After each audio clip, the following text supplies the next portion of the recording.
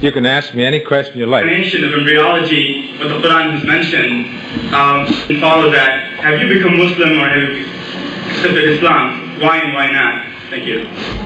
That's the question I've been asked, of course, hundreds of times, and it's a very logical question. And I'll give you the same answer that I gave in Saudi Arabia, that I gave in Toronto, that I gave in Sudbury a couple of weeks ago, and that I give anywhere I go.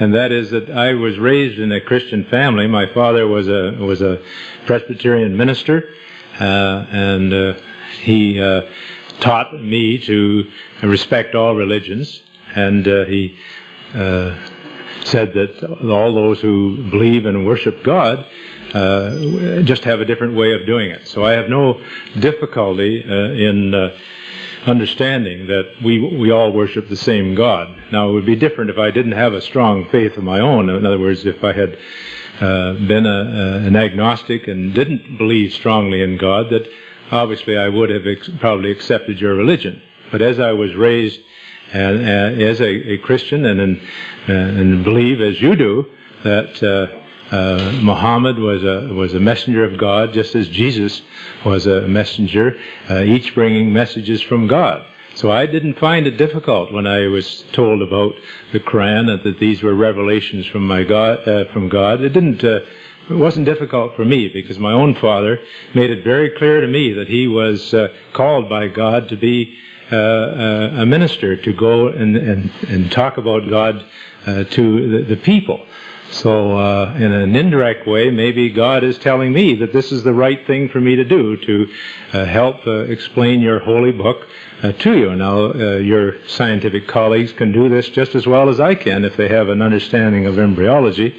But I've always said that it's probably mean more as a non-Muslim for me to tell people around the world that I believe that what is recorded in the Quran is accurate according to our present knowledge. And as I say, I'm sincere in what I say, is that we just didn't have this knowledge, and some of this knowledge about the genes and the chromosomes has only come to us in the last 10 and 15 years. When I was a student 25 or 30 years ago, we didn't have a lot of the knowledge we have now. And there are a lot of things in the Quran that I was asked questions about, and I said, I don't understand it. And I think that maybe in another 100 years, and I won't be here, but on those verses, if you ask them to the embryologists of that day, they will say, sure, that is what this means. So that, to answer your question very simply, I don't feel it's necessary for me to become a Muslim to worship God. I've done that for all of my 60 years.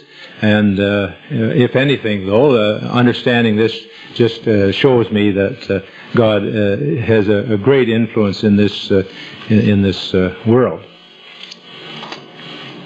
That's the best that I can answer that for you. And I have seen some of my colleagues who've been so impressed by what they have read in the Quran and so on, that they have certainly, there have been a few cases where they have converted, and that's fine. And if I'm ever so motivated, I would do the same. But I have a strong belief. It just happens to be a little different way of worshiping God than yours, but we're all worshiping the same God, I like to think, and that if we can work together, we'll have a much happier world. Thank you.